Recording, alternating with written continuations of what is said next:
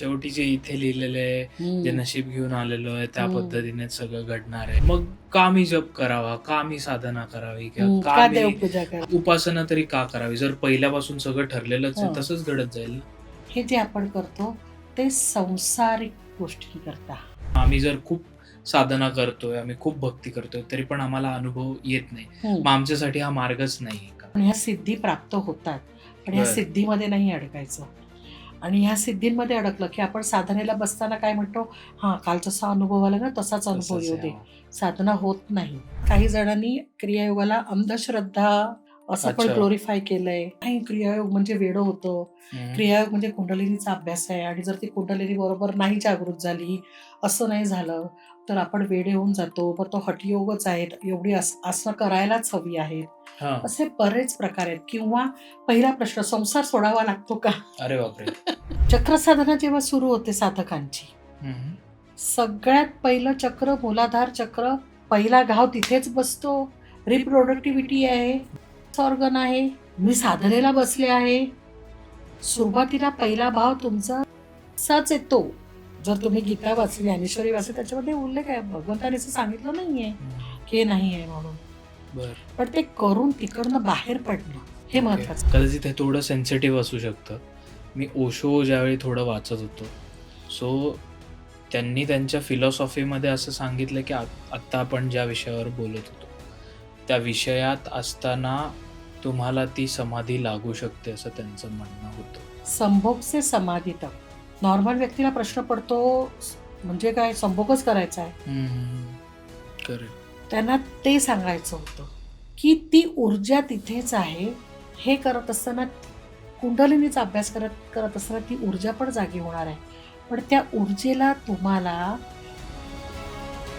पण फक्त गुरूंची दुकानं बदलतो. हा एक आध्यात्मिक गांजा आहे. अच्छा. आज इकडनं, आज इकडनं. कारण ती एक नशा आहे ना. हं.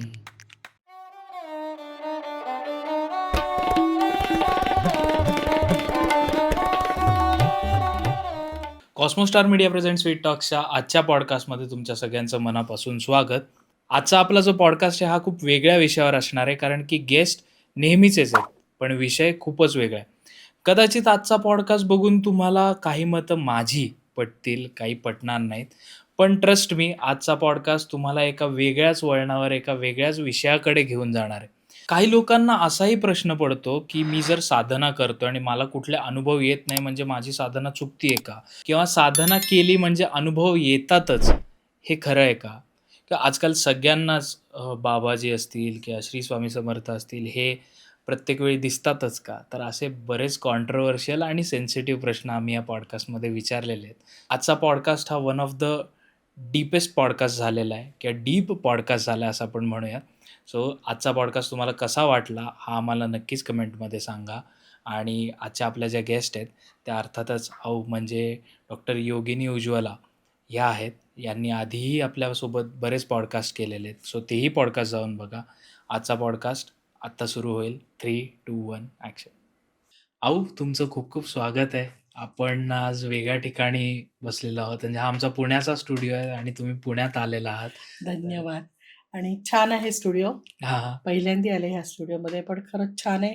वाइब्स छान आहेत. कम्फर्टेबल फील होतं एकदम. Thank you very so good much. आणि अशीच प्रगती कर.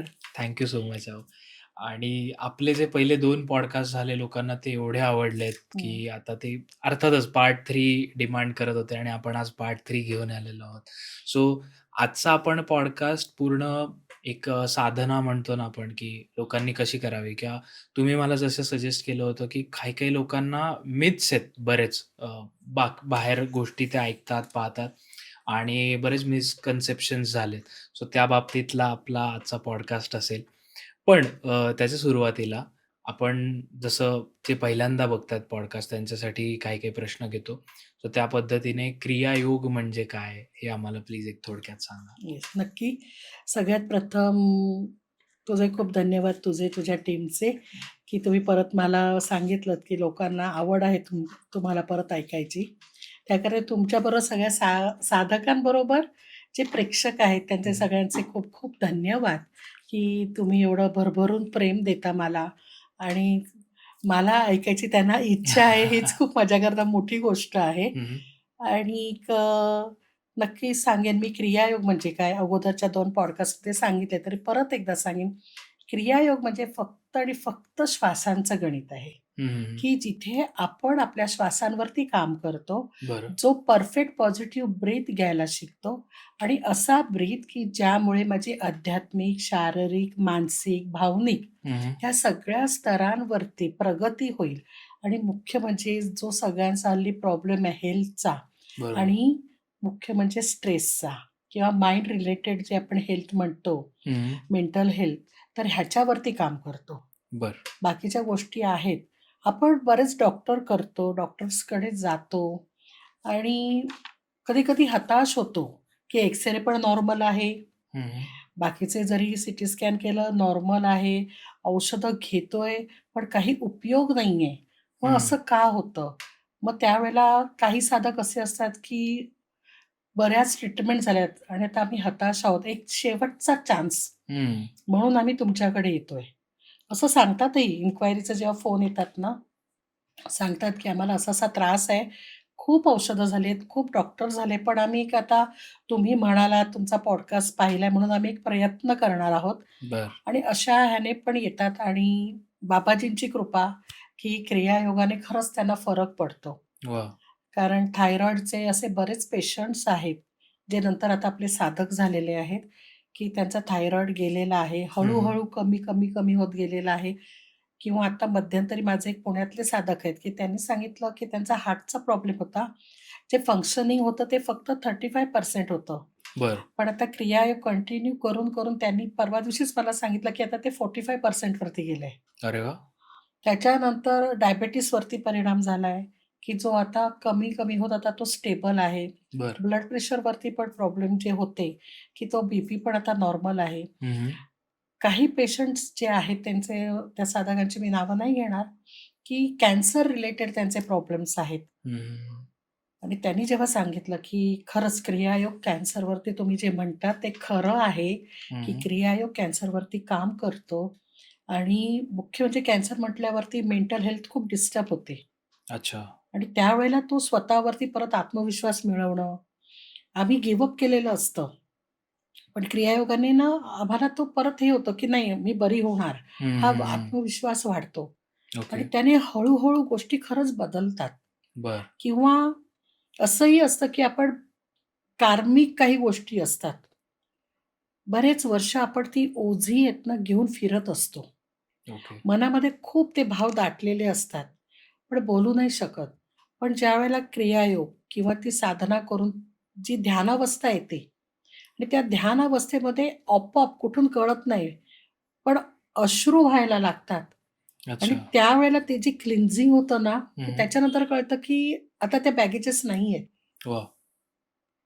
तो जो एक आपण म्हणू की प्रेशर असतं हार्टवरती किंवा काही गोष्टी असतात की नको बोलायला. हं. पण त्या क्रियायोगाने ते आम्हाला कळलं आणि ज्याप्रमाणे बाबाजींनी मला सांगितलं, की "योगिनी इसी क्षण में, इसी पल में, इसी सासों में" आत्ता जो श्वास आहे तो जगायला शिक. बरं. भूतकाळ होऊन गेला. तुझ्यामध्ये ताकद नाही की येणारा तू भविष्यकाळ जाणून घेणार आणि तू बदलणार. हं. त्यामुळे ह्या दोघांच्या चिंता का करायच्या? बरोबर. आत्ताचा हा क्षण जग. हा श्वास बघ. हा श्वास कसा जातोय? कुठे जातोय? त्यावेळेला मनामध्ये काय घडतंय? नक्की माझे विचार कुठे चाललेत? का विचारच नाहीये? हं. आणि खरंच जर विचारच नाहीये, ही जर स्थिती आपली आली आणि फक्त आपण करतोय, देहाने काम करतोय, हं. पण मनाने आत्मरंगाशी जर जोडलो आहोत, तर ती अवस्था वेगळी असते. खरं आहे. परमानंद आहे. खरं आहे. हे सगळं जर बदलायचं असेल ना, तर साधं सोपं श्वासांचं गणित आहे. वाह! वाह! काहीच नाही. आपला श्वास आहे तो फक्त आपल्याला व्यवस्थित घ्यायचा आहे. करेक्ट. काही जणांनी क्रियायोगाला अंधश्रद्धा असं पण अच्छा. ग्लोरिफाय केलंय किंवा काही जणांनी खूप त्याच्याकरता असं दाखवलंय, की नाही क्रियायोग म्हणजे वेडं होतं. हं, हं. क्रियायोग म्हणजे कुंडलिनीचा अभ्यास आहे आणि जर ती कुंडलिनी बरोबर नाही जागृत झाली, असं नाही झालं, तर आपण वेडे होऊन जातो. मग तो हठयोगच आहे. एवढी आसनं करायलाच हवी आहेत. हां. असे बरेच प्रकार आहेत किंवा पहिला प्रश्न संसार सोडावा लागतो का? अरे बापरे! वैराग्य. वैराग्य, की आम्हाला संसार सोडून जायचा आहे आणि मग म्हणे आमच्या तर जबाबदाऱ्या आहेत. लग्न झालेलं आहे, मुलं आहेत, सासू-सासरे, आई-वडील आहेत, त्यांची जबाबदारी आहे. मग हे सोडायचं का? ओके. आणि त्याच्यानंतर रोजचं आपलं जेवणाचं जो अच्छा. सगळ्यांचा आवडता विषय, आम्ही नॉन-व्हेज खातो. मग त्याचं काय हां, करायचं? हां. कारण प्रत्येकाची आपली एक हॅबिट आहे, एक सवय बरोबर. आहे. असं बदलू नाही शकत आपण, की नाही तू हे नको करू. हं. त्याचबरोबर प्रत्येकाचे आपले एक इष्टदैवत आहे. मग ते बदलायचं का? अच्छा. मग आता त्यांना बाजूला करून मग बाबाजींना घ्यायचं का? आमचे हं. ऑलरेडी गुरु आहेत किंवा परंपरा आहे, मग ती आम्ही खंडित करायची का? हं. हे असे बरेच विचार आहेत आणि बऱ्याच अंधश्रद्धा आणि गैरसमज आहेत. बरं. तर सगळ्यात प्रथम सगळ्या साधकांना किंवा ज्यांना क्रियायोग शिकायला यायचंय, त्यांना मी हेच सांगेन, की तुम्ही क्रियायोग छानपैकी या, शिका. कोणाकडूनही शिका. असं नाही की माझ्याकडेच या. हं. जिथे तुम्हाला मिळेल, कारण क्रियायोग तुम्ही शिकायला जात नाही. हं. तुमची निवड बाबाजी करतात आणि बाबाजी ठरवतात तुम्हाला कुठे घेऊन जायचंय ते. अच्छा. मग ज्या ठिकाणी शिकायला जाणार ना, तिथे शांतपणाने, व्यवस्थित, खुल्या दिलाने जा. क्रियायोग शिकत असताना तुम्हाला फूड हॅबिट नाही बदलायची आहे. ओके. तुमचं इष्टदैवत नाही बदलायचं आहे किंवा तुम्हाला जे वाटत आहे, की संसार सोडायचा आहे, तर हं. संसारही नाही सोडायचा आहे. हं. क्रियायोग म्हणजे असं श्वासांचं गणित, जे रोजचं कर्म करत संसारामध्ये राहून अशा काही साधना आहेत, की जेणेकरून तुम्हाला त्याचे रिझल्ट तिथल्या तिथे येतील. येतील. त्याकरता हिमालयात जायची किंवा कुठेतरी निघून जायची गरज नाहीये. बरं. फक्त येता-जाता, उठता-बसता तो क्रियायोग, तो श्वास जगायला शिका. वाह! एवढं सोप्पं आहे. वाह! आणि हे करत असताना आधी श्वास शिकून घेतला जातो, मग चक्रांचा अभ्यास घेतला जातो. हं. जेणेकरून चक्रांचा बेसिक अभ्यास जेव्हा घेतो आपण, तर तो त्याच्यामागचं पण कारण काय आहे? शेवटचा जो पडाव आहे, तो कुंडलिनीचाच आहे क्रियायोगाचा. बरं. पण जसं लहान बाळाला जन्माला आल्याबरोबर आपण वरण-भात नाही जेवू घालत ना, हं. हळू-हळू. हळू तसंच आहे क्रियायोग शिकत असताना सुरुवातीला श्वासांचं गणित शिकावं लागतं. बरं. प्राणायामातले काही प्रकार शिकवावे लागतात. हं. आधी सगळ्यात प्रथम त्यांना बैठक शिकवावी लागते. ओके. कारण आपली आता सगळ्यांची लाईफस्टाईल अशी आहे, की आपण एका ठिकाणी स्थिर नाही बसू शकत. करेक्ट. असं डुलणार, मध्येच असं होणार, हं. ध्यानामध्ये झोप लागणार. करेक्ट, ह्या करेक्ट. गोष्टी होतात. आणि मग त्याच्यानंतर मग तो श्वासांचं गणित होतं, चक्राची साधना होते. चक्र म्हणजे काय समजावलं जातं, कारण चक्रांबद्दल देखील खूप गैरसमज आहेत, बरं. की ते चक्र ॲक्टिव्हेट होतं. 7 दिवसामध्ये सगळी चक्र ॲक्टिव्हेट होतात. अच्छा. कसं म्हणजे जेव्हा ते सांगतात किंवा ते ॲड बघते मी पण, नवल वाटतं. एकेका चक्राला जर बेसिक चक्र आपण आपलं जर घेतलं, हं. रूट चक्र म्हणजे मूलाधार चक्र. मूलाधार चक्राला 4 पाकळ्या आहेत. त्या 4ही पाकळ्यांवरती मंत्र आहेत. हं. त्याच्यानंतर मुख्य मंत्र आहे. मुख्य मंत्र असाच ॲक्टिव्हेट होईल का? नाही. आता मला जर भाजी करायची आहे, तर मी नुसता असा कोबी ठेवला गॅसवरती, तर तो होणार आहे का? नाही नाही. ना. त्याच्याकरता तो कापा, त्याच्यावरती प्रोसिजर करा, सगळं हं. करा. हळद, मीठ, तिखट जे काही आहे ते घाला. त्याच्यानंतर आहे. हं. त्याचप्रमाणे मुख्य मंत्र घ्यायच्या अगोदर त्या 4ही पाकळ्यांचा मंत्र, अच्छा. त्यांचं क्लिन्झिंग, त्यांचं बॅलन्सिंग, त्याच्यानंतर त्यांचं ॲक्टिव्हेशन ओके, हे गरजेचं आहे. ओके. त्यानंतर तुम्ही मूळ मंत्राकडे जाणार. बरं. डायरेक्ट जाऊन कसं तुम्ही पोहोचणार? आता अच्छा. इकडे येताना मी अशी नाही. ठाण्यावरनं आले आणि ते असं नाहीये ना. टेलिपोर्ट नाही होत आपण. हां, बरोबर. पण ते आहे. लोकांना असं वाटतं, की नाही 7 दिवसामध्ये lump, lump, lump, lump, lump झालं. अच्छा. असं नाहीये. बाकीचे सगळे मंत्र आहे. बरं ते बाकीचे मंत्र पण म्हणायच्या अगोदर पण काही प्रोसिजर आहे. हं. काही गोष्टी तुम्हाला स्वतःच्या पण क्लिन्झिंग करायला हव्यात ना. करेक्ट. देहातीत आहेत, चित्ताने आहे. ओके. देह, बुद्धी, चित्त हे सगळं तुम्हाला मन ह्याच्यावरती काम करावं लागतं. असं एक पटकन नाही होत. मग हे पण त्यांना कन्सेप्ट सांगावे लागतात, की हं. बाळांनो असं नाहीये. असं नका समजू. कारण ते घाबरतात ना, की बरोबर. आता आपण कुंडलिनीचा अभ्यास करतो. 2 दिवसानंतर घरी जाणार आणि हं. मग तिथे काय झालं तर? अच्छा. आता जी सुषुम्ना नाडी, ठीक आहे. सुषुम्ना नाडीमधनं तो प्रवास सुरू होतो. पण सुषुम्ना नाडीच्या आतही 3 सूक्ष्म नाड्या आहेत. अच्छा. त्या 3 त्याच्यातली जी तिसरी नाडी जी आहे, त्या ठिकाणामधनं ती प्राणऊर्जा किंवा तो कुंडलिनीचा प्रवास इथे आहे. हं, म्हणजे अगोदरची सुषुम्ना आणि त्याच्यानंतरच्या 2 हं. त्याच्यावरती काम व्हायला पाहिजे की नाही? अगदी बरोबर. आणि सगळ्यात प्रथम पहिले इडा-पिंगळा व्हायला पाहिजे. हां. कारण इडा-पिंगळा म्हणजे डावी नाकपुडी, उजवी नाकपुडी. उजवीनं. इथे लोकांचे असे प्रश्न आहेत, "अहो, उजवी नाकपुडी बंद आहे, तर श्वास कसा घ्यायचा?" हां. अच्छा. क्रिया कशी करायची? हं, हं, हं. मला त्यांना सांगावं लागतं, जरी बंद आहे, तरी पण तुम्ही करत राहा. करता बरोबर तो श्वास आपोआप त्या नाडीवरती काम करतो आणि तुमची नाकपुडी उघडते. हं. मग त्या इडा-पिंगळापासून तुमचा अभ्यास सुरू होतो. मग सुषुम्नेवरती येता, त्याच्यानंतर आतल्या 3 नाड्यांवरती काम करता. बरं. त्याच्यानंतर ती कुंडलिनी आहे. प्रोसेस आहे. ही प्रोसेस आहे.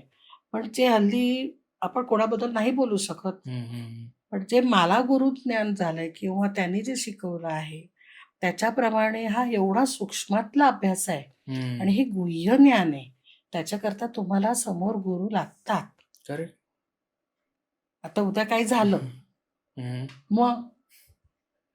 कारण स्वतः तुम्ही YouTube बाबा आणि Google बाबावरनं केलत आणि मग त्यावेळेला ना असे गैरसमज आणि अंधश्रद्धा सुरू होतात. सुरू. कारण का तुम्ही एकतर तुमच्या समोर देहातीत गुरु नाहीये. हं. ठीक आहे. तुम्ही तिकडनं पाहून स्वतःचे स्वतः करायला लागता. समजत नाही काय करायचं आणि खरंच काही-काही जणांचं होतं. कारण का पूर्वसंचित आहे. बरं. त्या गोष्टी इफेक्ट करतात. होतं काही-काही जणांना. पण आता कंट्रोल कसं करायचं? गाडी तर चालवायला शिकली हं. नाहीये. पण गाडी मी आणली. मला आवडली म्हणून. चालू केली. माहीत नाही कशी हं. चालवायची. की ब्रेक जाऊन कसा? आपटणार ना. हं. धडकणारच, ॲक्सिडेंट होणारच. करेक्ट. सेम आहे हे. तुमची स्वतःची कुंडलिनी आहे. वरती काय आत्ता आहे का? आईच्या उदरामध्ये असल्यापासून आहे, हं. तेव्हापासून आहे. आत्ता तुम्हाला त्याचं नॉलेज झालंय. अच्छा. आत्ता तुम्हाला अभ्यास करायचा आहे. पण ऐकीव अभ्यास नाही किंवा थिअरी वाचून अभ्यास नाही. इथे तुम्हाला त्याच्याकरता देहातीत गुरु लागतात, की हं. त्यांना माहिती आहे की तुमचा प्रवास कसा आहे. बरोबर. तुम्ही कुठून आलाय? तुमचं काय चाललंय? आणि नक्की किती मात्रा तुम्हाला द्यायला पाहिजे. अच्छा. आपण डॉक्टरकडे गेल्यावर तुझंच औषध मला नाही मिळणार ना, जरी नाही, ताप सेम असला तरी. नाही. कारण डॉक्टरला माहिती आहे हा मलेरिया आहे का डेंग्यू डेंग्यू आहे. आहे. बरोबर. बरोबर ना? हं. हे तसंच आहे. प्रत्येक साधक जे आहेत, जरी क्रियायोग सेम असला, हं. तरी गुरूंना माहीत आहे, की प्रत्येक साधकाचा प्रवास पूर्वसंचिताप्रमाणे काय आहे, आता तो पुढे कसा जाणार आहे आणि नक्की ह्याला कुठली श्वासाची मात्रा द्यायची. ओके. हे जेव्हा होतं ना, त्यावेळेला तो क्रियायोग व्यवस्थित समजतो. अच्छा.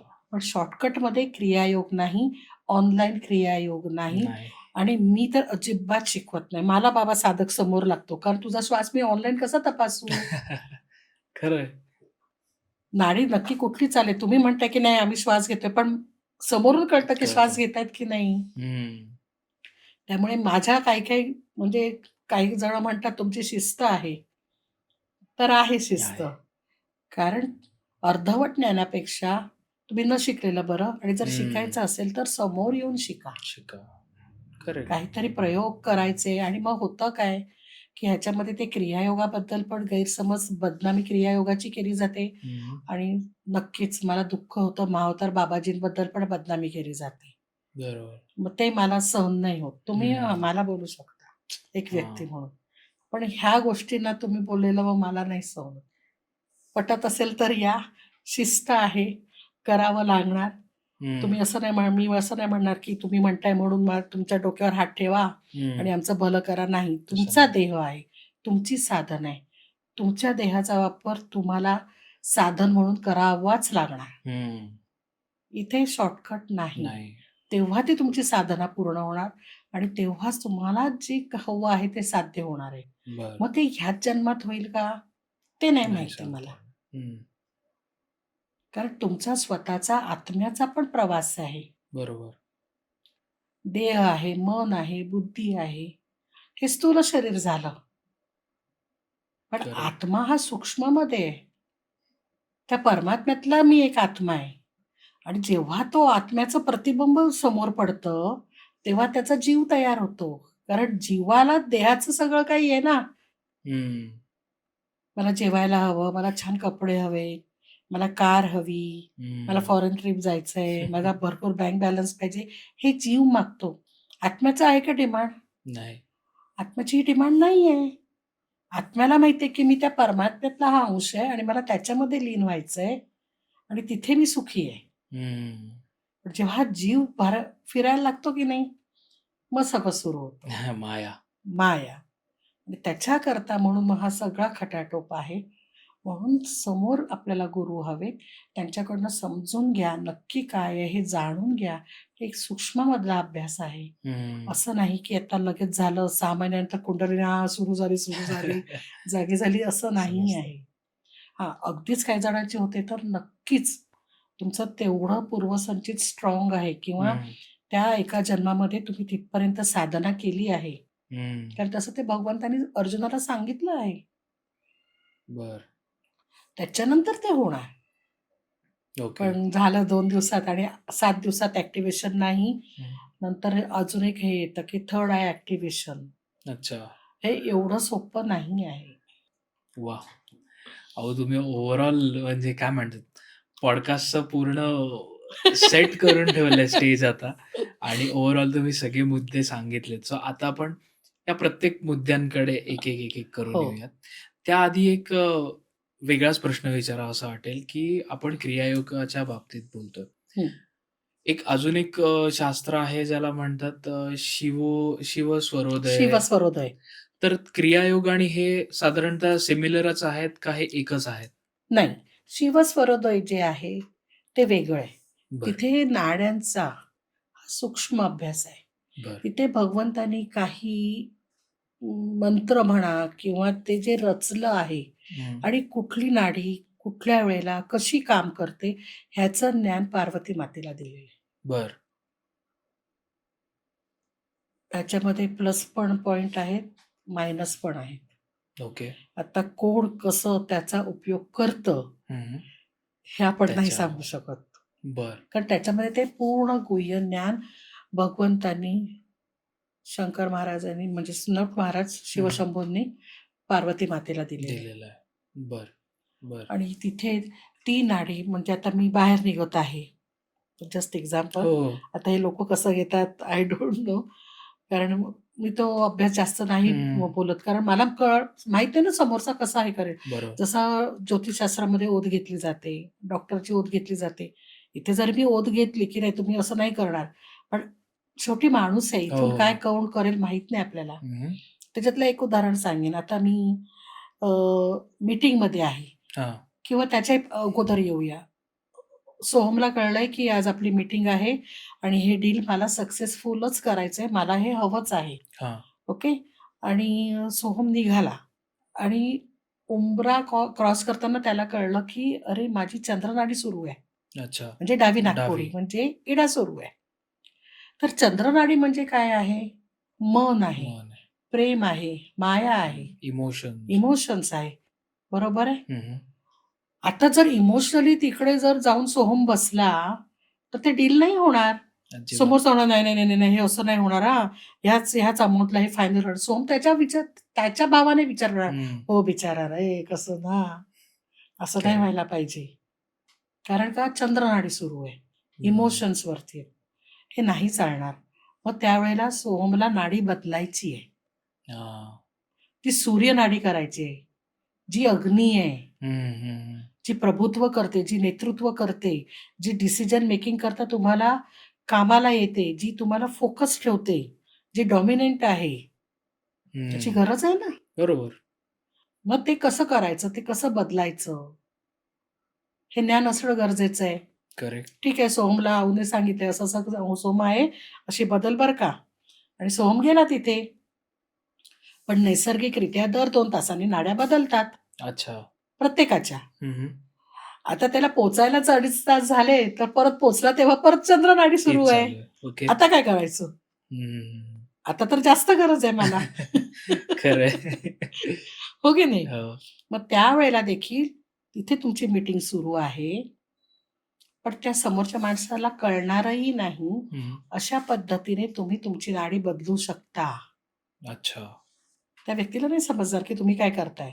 पण ते काही टेक्निक्स आहेत. हं, हं. त्या टेक्निक्स जेव्हा तुम्ही वापरता, तेव्हा तुम्ही चंद्रनाडीवरनं तुमचा स्वर तुम्ही सूर्यनाडीवरती घेऊन येऊ शकता आणि तुम्ही कॉन्फिडन्समध्ये बोलू शकता. तुमचा जो गोल आहे, तो तुम्ही अचीव्ह करू शकता. तुमचं जे प्रेझेंटेशन आहे, कारण त्याकरता काय म्हणतात, ते गुण दिसावे लागतात ना. बरोबर. तो कॉन्फिडन्स दिसावा लागतो, की नाही मी बोलतोय ते बरोबर आहे, असंच होणार. करेक्ट.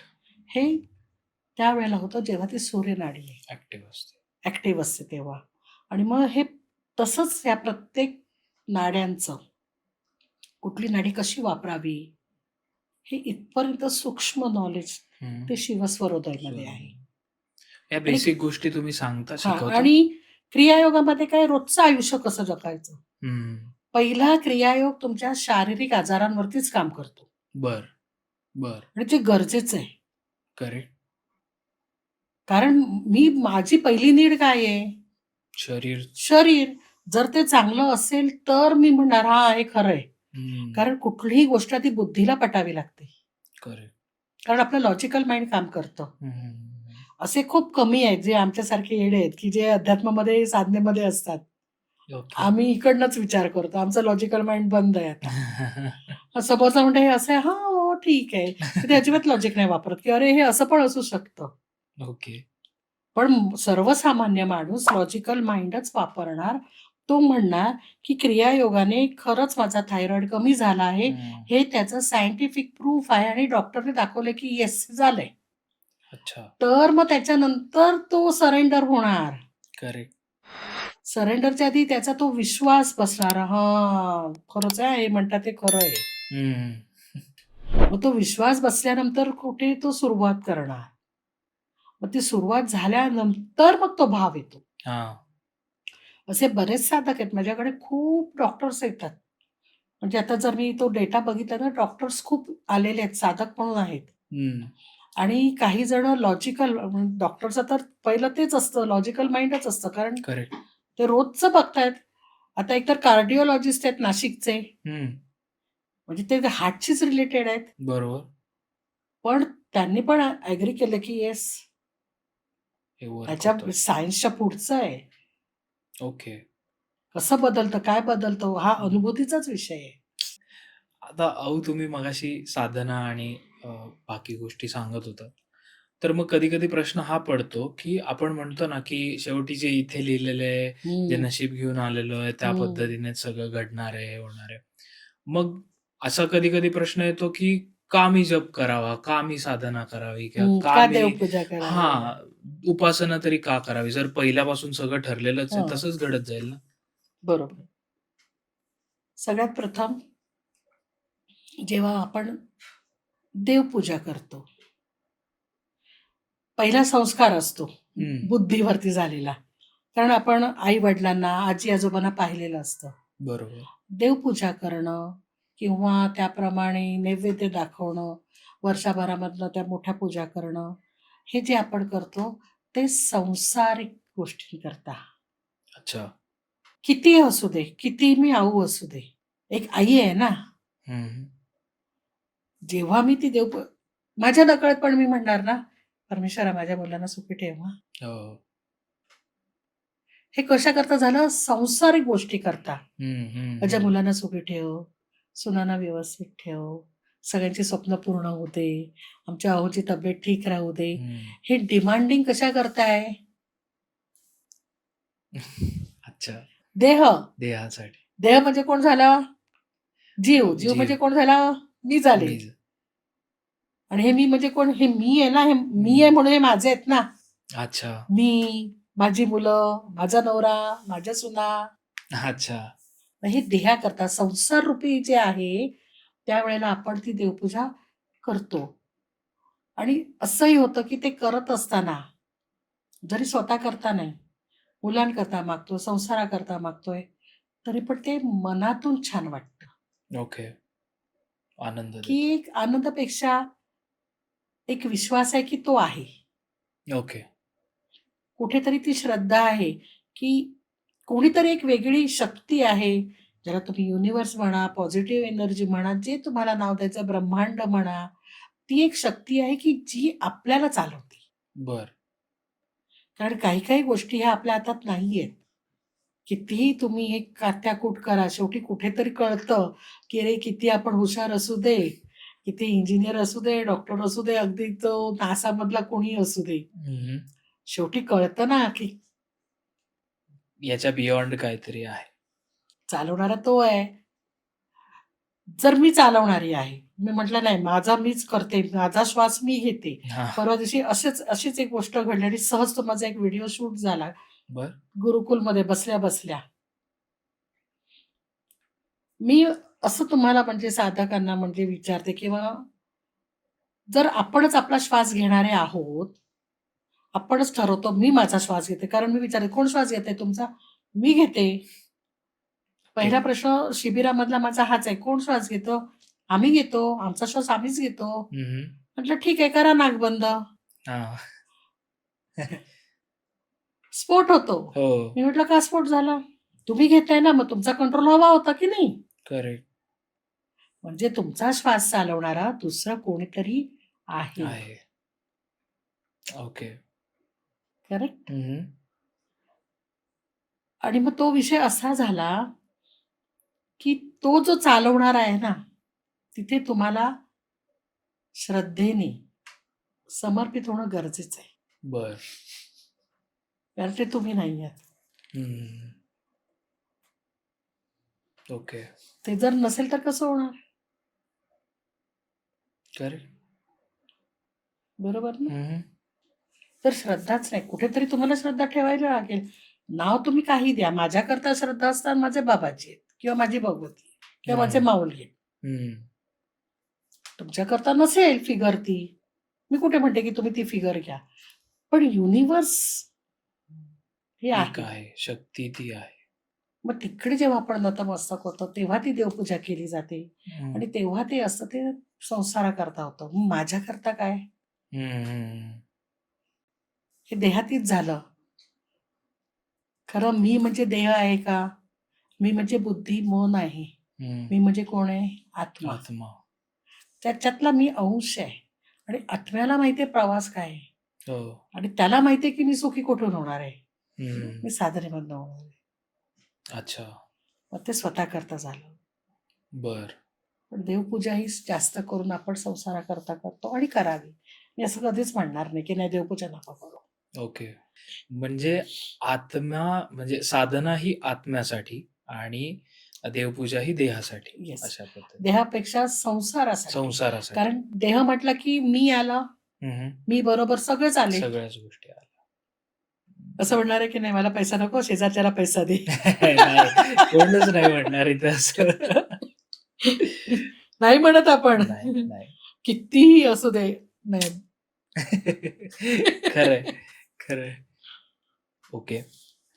आता काही म्हणजे आपले जे सबस्क्रायबर्स आहेत हां. किंवा तुम्हालाही बरेच लोकं हे विचारत असतील. हं. असे आपण काही प्रश्न घेऊयात, ज्याच्यामध्ये आता आपण बघतो ना, की प्रत्येक जण काही ना काहीतरी अनुभव शेअर करतं त्यांना आलेले. हं.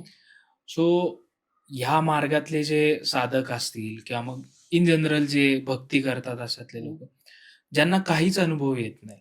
हं. सो त्यांचा हा प्रश्न पडतो, की मग आमची साधना कमी आहे का? किंवा मग जर तुमची साधना किंवा उपासना कमी असेल, तर तुम्हाला असे अनुभव येतच नाहीत, असं हं. आहे का? किंवा मग आम्ही जर खूप साधना करतोय, आम्ही खूप भक्ती करतोय, तरी पण आम्हाला अनुभव येत नाही. हं. मग आमच्यासाठी हा मार्गच नाहीये का? हं. खूप छान प्रश्न आहे. कारण हा प्रश्न ना क्रियायोगामध्ये पण येतो. बरं. आता शिकवताना बॅच असते. काही जणांना खूप छान दिव्य भव्य अनुभव येतात. अतिशय. कारण त्यांच्या पूर्वसंचिताच्या ह्याच्याप्रमाणे ओके. आणि त्यांना ते सांगायचंही असतं आणि ते असं सांगत असतात, हं, हं, की मला असं दिसलं, इकडनं मी कुठलातरी डोंगर चढत गेले बरं. आणि तिथे चढत असताना हळू तो डोंगर मोठा होत गेला आणि मी सहज पोहोचले तिथे आणि तिथे मी बघितलं की मावतार बाबाजी बसलेले आहेत हं. आणि मग त्यांचं ते वर्णन करतात. बरं. शेजारी सोहम बसलाय. सोहम वाकून बघतोय. "ये तो मेरे साथ नहीं हुआ." नाही. बरोबर. मला काहीच नाही दिसलं. बरोबर. एक्झॅक्टली सेम होतं. माझ्या स्क्रीनवरती काहीच नाही आलं. मुंग्या होत्या फक्त. मुंग्या. उलट मला सगळं आठवतंय. हे असं कसं होऊ शकतं? हां. अगदी बरोबर. मग दोघं जर एक चूक आणि बरोबर आहे का? तर नाही. हां. दोघंही आपल्या ठिकाणी बरोबर आहेत. कारण ज्याला अनुभव आलेला आहे, त्याच्या पूर्वसंचिताप्रमाणे तो अगोदर त्याने जी साधना केली त्याच्या आत्म्याने हां, देहातीत नाही म्हणत आहे मी. हं. इथे संबंध आत्म्याशी आहे. त्याने जी साधना केली आहे, त्याचं आत्ता जे फळ मिळालं आहे त्याला, ही जी साधना मिळाली आहे आणि समोर जी व्यक्ती बसली आहे, की तिच्याकडनं ते परावर्तित झालंय. त्याच्यामुळे त्याला तो अनुभव लगेच आला. अच्छा. पण ज्याला नाही आला, तर तो चुकीचा नाही. बरं. काही न दिसणं, काही न होणं आणि तू शांत आहेस, हा देखील अनुभव आहे. ओके. नॉट नेसेसरी की मला ते दर्शनं घडायला हवीत, मला तो रंग दिसायला हवा. रंग दिसतात म्हणजे काय दिसतात? आपल्या आतमधल्या सप्तचक्रांचेच रंग रंग दिसतात. दिसतात. वाह! कारण ती जर्नी इनवर्ड आहे क्रियायोगाची. हं, हं. पण मला काही न दिसणं, माझ्या मनामध्ये एकही विचार न येणं, हं, मी हं. शांत आहे, मला काहीच आठवत नाहीये, हा देखील अनुभव आहे. हां. लोकांना ते समजत नाही. ते म्हणणार, "मला नाही दिसलं." अहो, असं हां, काही-काही जण असे हां. हट्ट करतात, की "असं हं. कसं? मला का नाही दिसत? मला दिसायलाच पाहिजे." हां, हां. ते दिसायलाच पाहिजे हा हट्ट तुम्ही करून नाही होणार नाही. किंवा मी पण नाही असं करू शकत, की "हां, हां बाबाजीला असं-असं जाऊया, ओम फट स्वाहा." असं होत नाही. असं नाही होत. हं. मी क्रिया शिकवताना एक उदाहरण देते,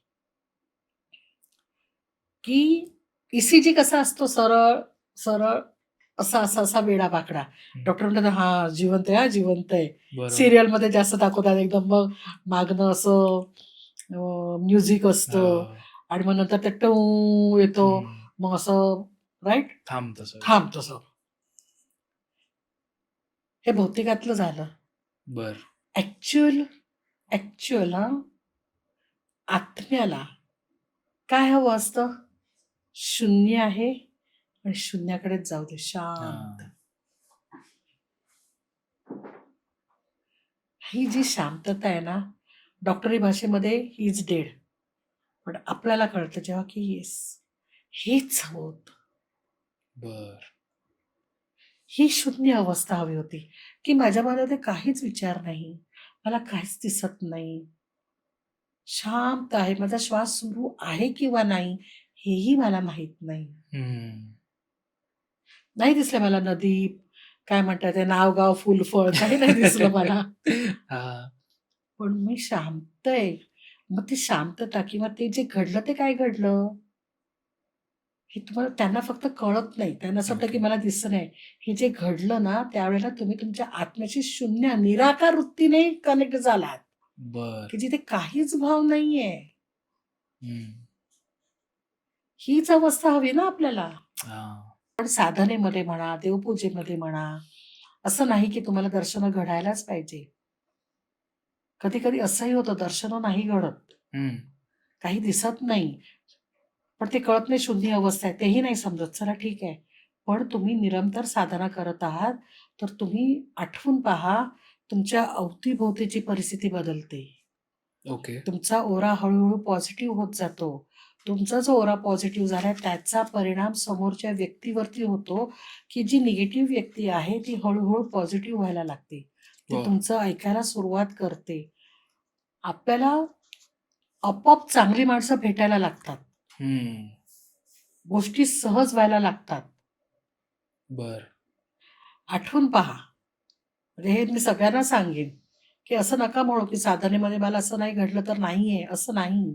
हां. परिस्थिती बदलणं, चांगली माणसं भेटणं, सहज गोष्टी मिळणं, कसलाही विचार न करता एखादी गोष्ट प्राप्त होणं. अरे! हे कसं काय घडलं? हां. ज्याचा मी विचार केला हे घडूच शकत नाही, हे होऊच शकत नाही, पण हे कसं घडलं? कसं काय झालं? हं. हे जे सगळं आहे ना, हे तुमच्या साधनेचंच फलित आहे. अच्छा. त्यामुळे तुम्ही असं अडू नका. उलट मी तर सरळ म्हणते, की अजिबात तुम्हाला जे दिसतंय किंवा साधनेमध्ये राहून आता साधक सांगतात, की आम्हाला आधीच गोष्टी समजतात. समोरची व्यक्ती येणार आहे ना, म्हणजे हे माझ्याही बाबतीत घडलेलं आहे. हं. त्याच्यामुळे मी सांगू शकते, की ते खरं बोलतायत का खोटं बोलतायत. समोरची व्यक्ती येत असतानाच ती किती मुखवटा चढवून आली आहे आणि तिच्या खरं अंतरंगामध्ये काय आहे हे समजतं. हं. ऑलरेडी कळतं, की काय घडणार आहे ऑलरेडी. पण म्हणतात ना, चांगलं आपण सगळं ऐकायला तयार आहेत. वाईट नाही कोणी वाईट नाही ऐकून कोणी. घेणार. पण ह्या सिद्धी प्राप्त होतात. पण ह्या बरं. सिद्धीमध्ये नाही अडकायचं. आणि ह्या सिद्धींमध्ये अडकलं, की आपण साधनेला बसताना काय म्हणतो, "हां, काल जसा अनुभव आला ना, तसाच अनुभव तसंच येऊ आहे. दे." हो. साधना होत नाही. बरं. झालं ठीक आहे. काल अनुभव आला, काल झालं स्वामींचं दर्शन. नॉट नेसेसरी की स्वामी आज पण या हां, आज पण बसा हां, आज पण माझ्याशी बोला हां." नाही. हं. तो कालचा आहे. आज काय होईल माहीत नाही. तुझं कर्तव्य काय आहे साधक म्हणून? बसणं. बसणं. हं. साधना व्यवस्थित करणं. बाकी करता, करविता करून घेणारा तो आहे. तोच आहे. तो ठरवणार काय करणार ते. हं. त्यामुळे कोणीही असा नका विचार करू, की माझं काही होत नाहीये, तर माझी साधना चुकते, तर अजिबात नाही. तुम्हाला करणं फलित काय द्यायचं? हे त्याच्यावरती भगवंताचं. सोपवा. Correct, correct. आणि मग असे जे लोकं आहेत, की असे आम्हाला अनुभव यावे म्हणून मग जे साधना मार्गात येऊ पाहतात, हं. त्यांना तुम्ही काय सांगाल? साधना मार्गामध्ये अनुभवासाठी येणार असेल, तर तो तुमचा तिथे तुम्ही लॉजिकल माइंडच घेऊन येणार. हां. सरळ आहे ना. आता जर मी ठरवलं, की नाही मला अ, क्रियायोगाने अ, माझा वेट लॉसच व्हायला पाहिजे हं. आणि हे घेऊनच मी आले. हं. ठीक आहे. पण त्याच्याकरता हे पण तेवढं समजणं गरजेचं आहे. वेट लॉस होतो क्रियायोगाने. बरं. नक्कीच होतो. पण त्याच्याकरता बसणं, त्याच्याकरता ते काम करणं. कारण माझा एक साधक आहे. जेव्हा तो क्रियायोग शिकायला आला आणि त्याच्यानंतर जेव्हा तो मला दुसऱ्या शिबिरामध्ये भेटला, त्याने सांगितलं बिकॉज ऑफ क्रियायोग ओन्ली हं, हं, हं, हं. किंवा जे म्हणाले, की माझी हार्टची कॅपॅसिटी वाढली. क्रियायोग. हां. तुम्हाला यायचंय, करायचंय. लॉजिकल माइंड असेल ना, तर अध्यात्मामध्ये लॉजिकल माइंड, ब्रेन नाही काम करत. तिथे तुम्हाला श्रद्धेने राहावं लागतं, समर्पित व्हावं लागतं. हं. तिथे तुमचा मीपणा, माझापणा हा आहे तो सोडावा लागतो. हे जेव्हा घडतं, तो जेव्हा विश्वास होतो, की नाही करता करविता दुसरा आहे. हां. आपण तो चालवतोय, आपण चालतोय. वाह! आता आपलं पण आज कितीचं ठरवतो 11चं. हं, हं. शेवटी मी पण म्हणजे मी त्यांच्याशी पण बोलताना म्हणाले, शेवटी तो ठरवणार आहे किती वाजता घेऊन जायचं आणि किती वाजता चालू करायचं. हां.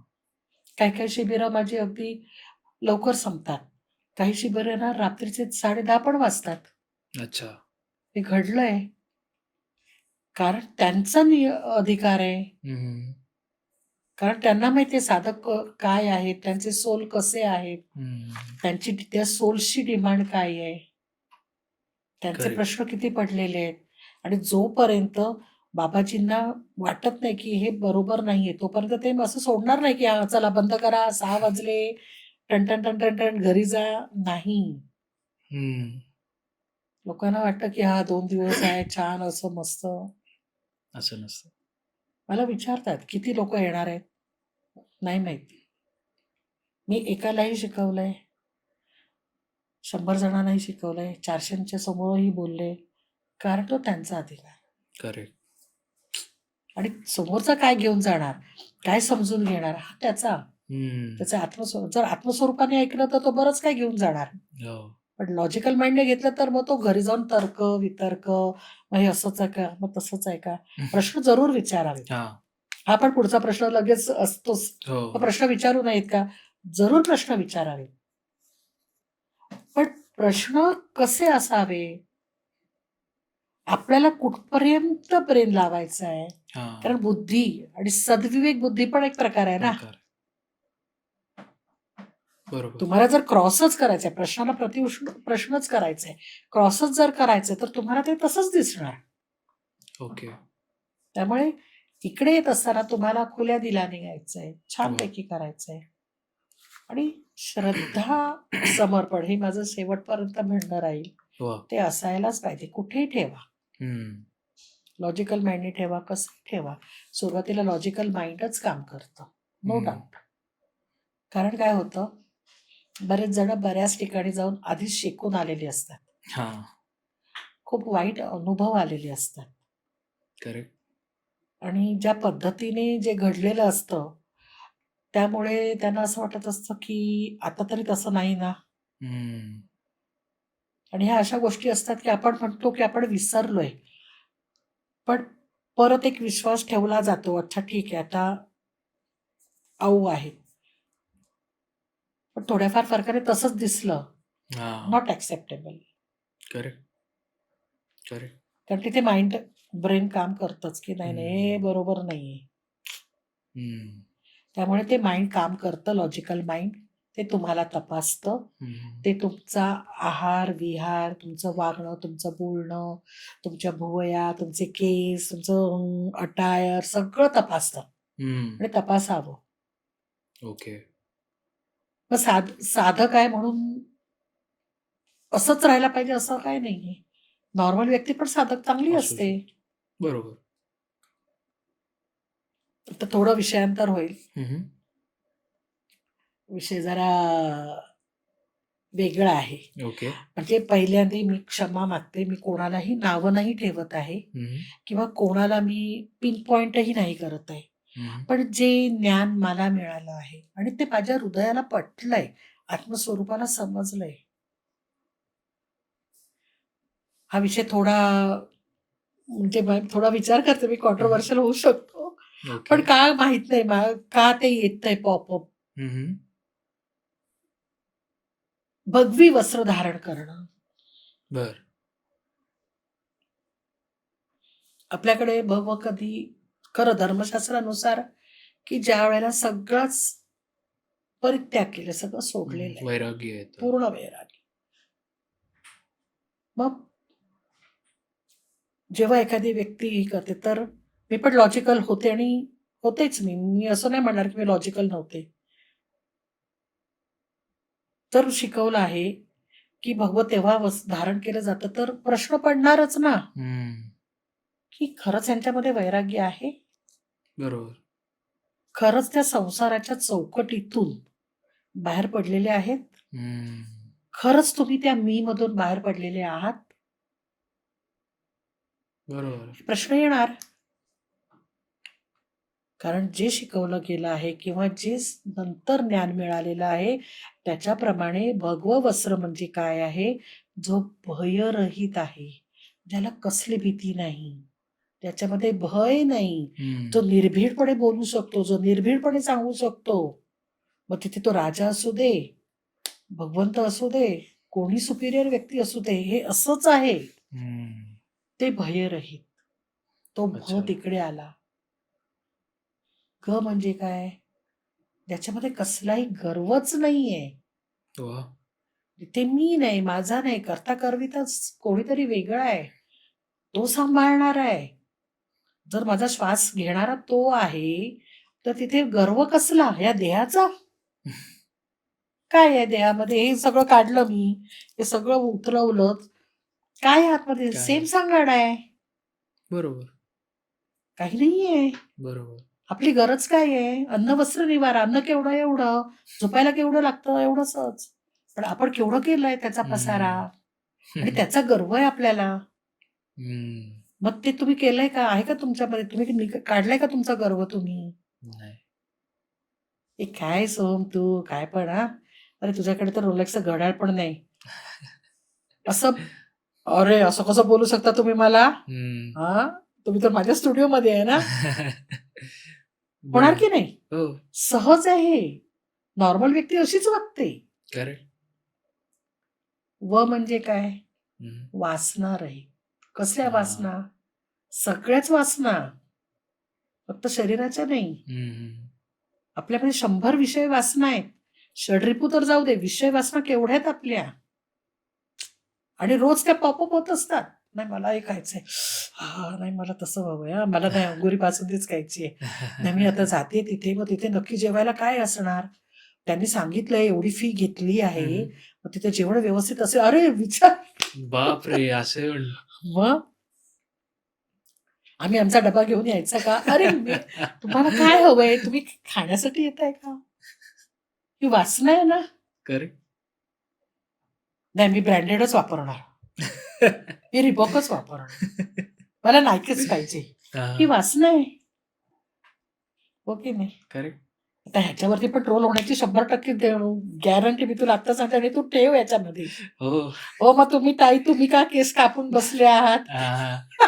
लगेच येणार, कमेंट येणार. कमेंट येणार. हम्म. मग हे काय आहे? तुम्ही तर म्हणता ना असं म्हणताय, मग तुम्ही का केस कापले? हम्म. मग तुम्ही का असं केलं? हे होतं कारण सर्वसामान्य माणूस आहे. आता त्यांना हे नाही माहिती की अरे माझ्याकरता ते केस वाढवणं, त्याच्याकरता ते मेंटेन करणं माझ्यासाठी वेळेचा दुरुपयोग आहे. त्याच्याकरता माझी कम्फर्टेबिलिटी काय आहे की पटकन.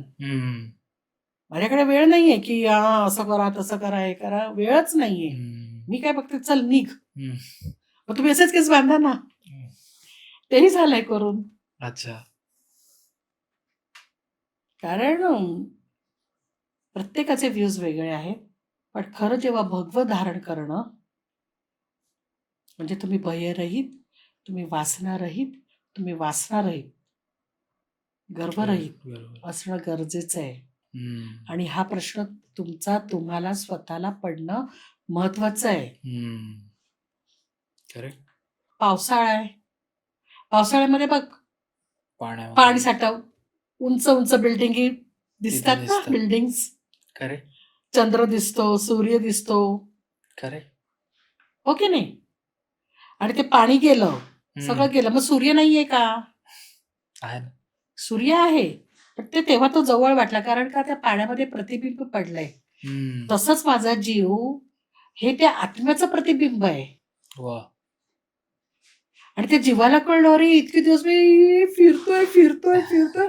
खरा आनंद ह्याच्यात नाही. खरा आनंद आपल्या स्वतःमध्ये, त्या आत्म्यामध्ये जो मी परमेश्वर याचा जो परमानंद आहे, काय बोलू मी, ते शब्द पडतात. ह्याचं किती वर्णन करावं? करेक्ट. ह्याच्यासाठी शब्द नाही. हे महत्वाचं. हे जेव्हा कळतं ना तेव्हा म्हणतो की येस, आता मला भगवं घालू दे, मला निघून जाऊ दे, मला नको काही. त्यामुळे मे बी हा विषय सेन्सिटिव्ह आहे, पण मला वाटतं की त्यावर बोललं पाहिजे होतं. बोललं, कारण मला आतून ते का कोणास ठाऊक. आता तुला माहितीये की बरं झालं तुम्ही बोलला.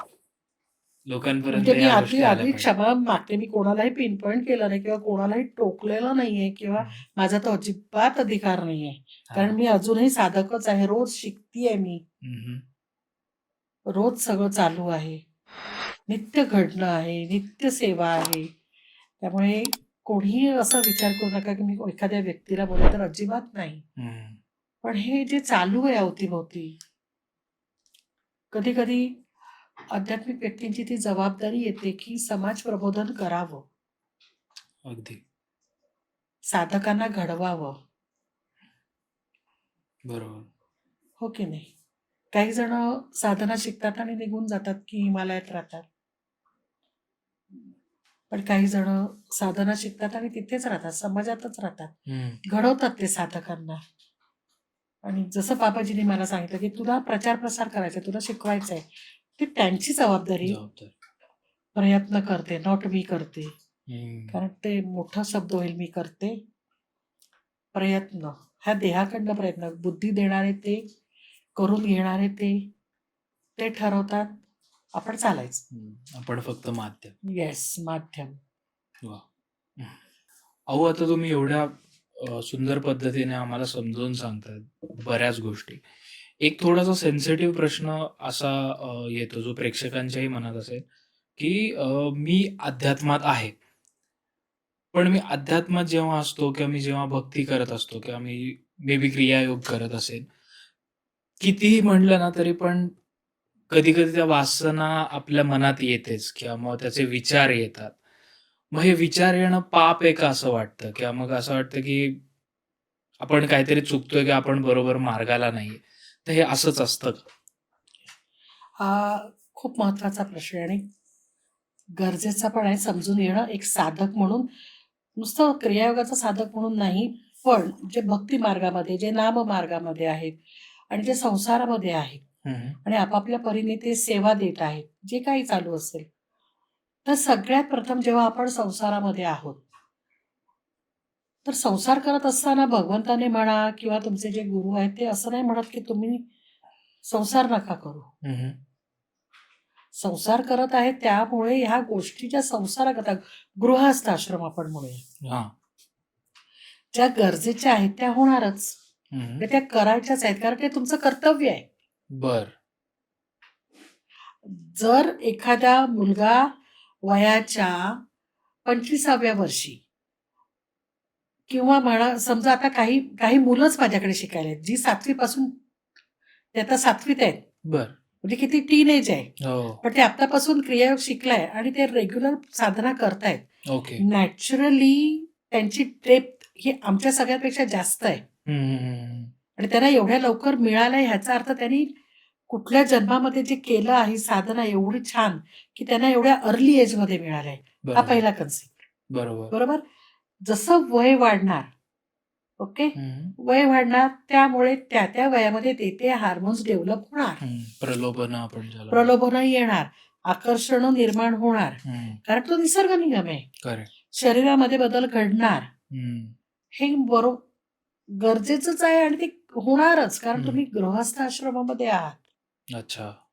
मग हे करत असताना लग्न जेव्हा हा विषय येणार, ती मुलं जी बाळं आता आहेत, शिकतायत ती, तर मग करायचं नाही का? हं. लग्न म्हटलं की बाकीचे व्यवहार आले, बाकीची कर्म आलीच, बरोबर, आकर्षण आलंच, बरोबर. सगळे भाव निर्माण होणारच, गरज आहे ती. हं. शारीरिक, मानसिक, भावनिक. ओके. चला ठीक आहे, अगदी एकदम कट्टर होऊन मनावरती नियंत्रण मिळवलं. देह निसर्गाप्रमाणे काम करतो ना करेक्ट. आणि करणारच. तर साधना करत असताना असे विचार येणं हे नॉर्मल आहे. बरं.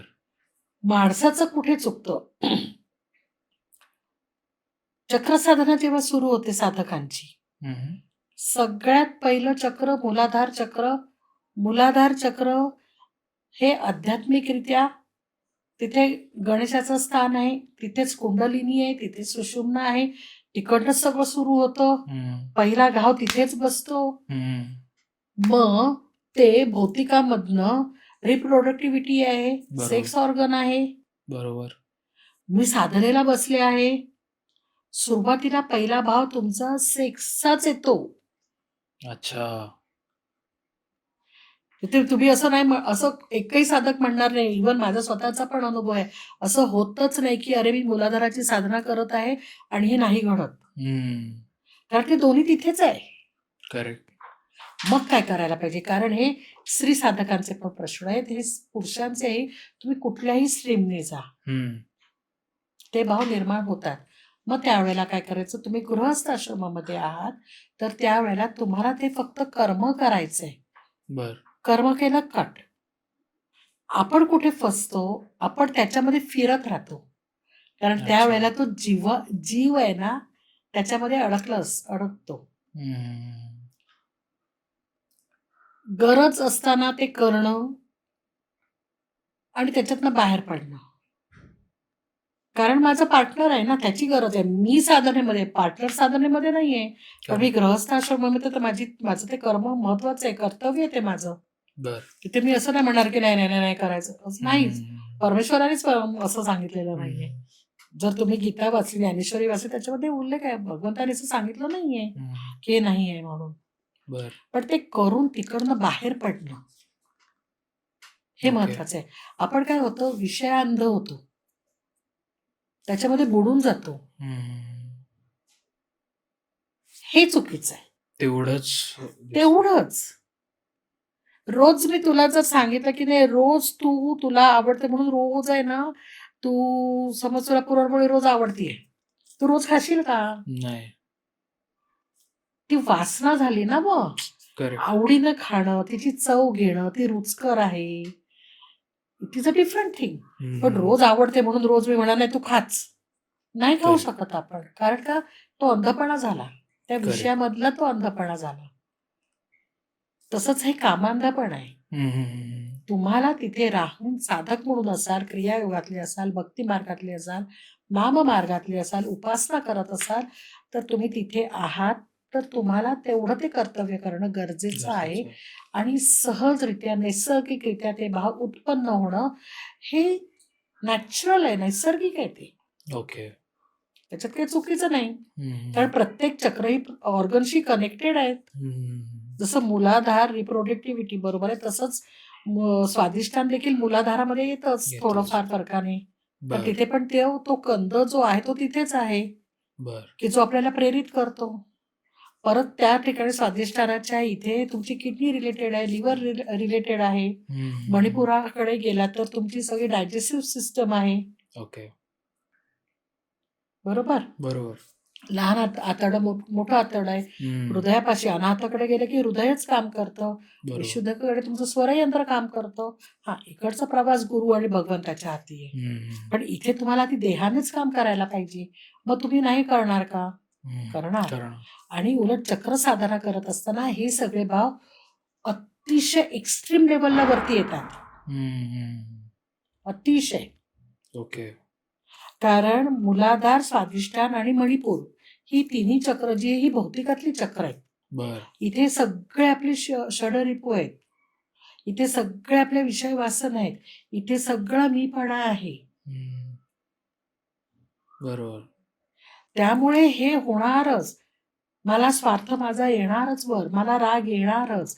मी एकेकोरपणा करणारच. माझ्या मनामध्ये द्वेष असणारच. माझ्यामध्ये मत्सर असणारच. पण जेव्हा आपण क्रियायोग करतो, चक्रसाधना करतो, तेव्हा आपल्याला कळलेलं असतं की हे काय आहे आणि हे आता मला कसं पॉझिटिव्हली वळवायचंय. क्रियायोग तुम्हाला ते गाईड करतो. तो गायडन्स मिळतो. कारण जोपर्यंत माझ्या मूलाधारातलं स्फुल्लिंग पेटत नाही, तो मी स्फुल्लिंगाने पेटत नाही, तोपर्यंत मी प्रगती नाही करू शकत. अच्छा. पण जर तो मी अहंकार युक्त असेल तर मात्र प्रॉब्लेम आहे. करेक्ट. पण जर तो मी पॉझिटिव्हली घेतला, स्फुल्लिंग चेतवून घेतला की नाही मला यश हवंय, पण प्रामाणिकपणे, कोणालाही न फसवता, कष्ट करून, तर वाईट नाही येते. करेक्ट. आणि क्रियायोग तुम्हाला हेच शिकवतो. चक्र साधना जेव्हा सुरू होते, कुंडलिनीचा जेव्हा अभ्यास सुरू होतो, तेव्हा ह्या विषय वासना बाहेर पडायच्या अगोदर वरती सरफेसवरती येतात. अतिशय राग येतो. आता ज्यांचे कुटुंबाच्या कुटुंब आहेत माझ्याकडे, माझं म्हणजे आठवतं द डे 1 पासून बाबाजींनी माझ्याकडे ना कुटुंब पाठवली आहेत. आणि अशी माझ्याकडे बरीच कुटुंब आहेत. त्यामुळे ना ते सगळं जण एकमेकांना सांभाळून घेतात. कारण मुलांचा पण राग वरती येणार ना. करेक्ट. मुलं पण चिडचिड करणार ना. पण त्यांना आता माहितीये की हे काय घडतंय. आणि त्यांना ते कळतं की याच्यात कसं बाहेर पडायचं. मग प्रत्येक जण एकमेकाला स्पेस देतो. की ओके ठीक आहे, याचा आता हा भाव बाहेर पडतोय. बरोबर. माझ्या बाबतीत सांगायचं, जेव्हा अनाहत पूर्ण मला कळत नव्हतं. आणि रडतीये, चाललाय प्रोग्राम आपला. कळत नाही का रडतीये. रडणं सुरू आहे. त्याच्यानंतर माझ्या घरी जो डॉगी होता, अतिशय दुखलं आणि तेव्हा मला कळलं की अनाहताचं वरती काम झालं. बर सगळ्या चक्रांच्या वेळेला सगळे भाव वरती येतात. त्या वेदना होतात असतात, कारण क्लिन्झिंग सुरू असतं, बॅलन्सिंग सुरू असतं, ॲक्टिव्हेशन स्टार्ट होतं. पण अनाहताच्या वेळेला मात्र जेव्हा कळत नव्हतं तेव्हा असं वाटायचं की हार्ट अटॅक येणार आपल्याला. बापरे. अशा प्रकारे अनाहत काम करतं. कारण पुढूनही काम करतं, कारण सगळी चक्र मागे आहेत मेरुदंडावर. तिथूनही काम सुरू होतं. ओके. आणि ते ठोकेतनं असं वाटतं की इथेच आहेत. हे हृदय आता इथे आहे. बापरे. आणि ते गर फिरतंय. तो जो आत्मा जो आहे तो असा वरती आलेला आहे. आणि वरती काय चालू आहे. मी झोपले पण नाही, मी जागे, अरे कळतच नाही आधी. कारण ती अवस्था आहे. जागृती आहे, सुषुप्ती आहे, तुरीय आहे, म्हणतात ते कैवल्य कैवल्य ते माहित नाही. हम्म. त्यामुळे ह्या गोष्टी घडणार. तर कोणी म्हणजे सगळ्यांना मी सांगेन, तर जर तसं होत असेल तर हे इट इज क्वाईट नॅचरल. हम्म. फक्त तुम्हाला त्याच्यामध्ये रमायचं नाही रमायचं नाही. आणि त्याच्यातून बाहेर पडायचं ठीक आहे. हम्म. कारण आपण गृहस्थाश्रमामध्ये आहोत. आपण संन्यासाश्रम घेतलाय का? नाही. नाही. आणि Correct. कलियुगामध्ये एवढा संन्यास घेणं सोपं कोणीच नाहीये. नाही. करेक्ट. अतिशय कठीण काम आहे ते. अहो, तुमचं मला एक ओपिनियन हवं एका विषयावर. मी कदाचित हे थोडं सेन्सिटिव्ह असू शकतं. मी ओशो ज्यावेळी थोडं वाचत होतो, सो त्यांनी त्यांच्या फिलॉसॉफीमध्ये असं सांगितलं की आता आपण ज्या विषयावर बोलत होतो, त्या विषयात असताना तुम्हाला ती समाधी लागू शकते असं त्यांचं म्हणणं होतं. सो यावर एक तुम्ही जस्ट काय तुमचं मत जाणून घ्यायचं बाकी. हे शिकवते मी. पण मी एवढं ब्रीफली नाही शिकवत. बर. कारण मी जेव्हा यंग एजमध्ये होते, म्हणजे ॲज अ क्रियायोगी आय एम ऑलवेज यंग. वा. कारण क्रियायोगी वय नाही कळत. वा. त्यामुळे प्रश्नच आहे. आमचे बाबाजीच एवढे वर्ष, त्यामुळे आम्ही तर आत्ताशी चालायला सुरुवात केली आहे. वा.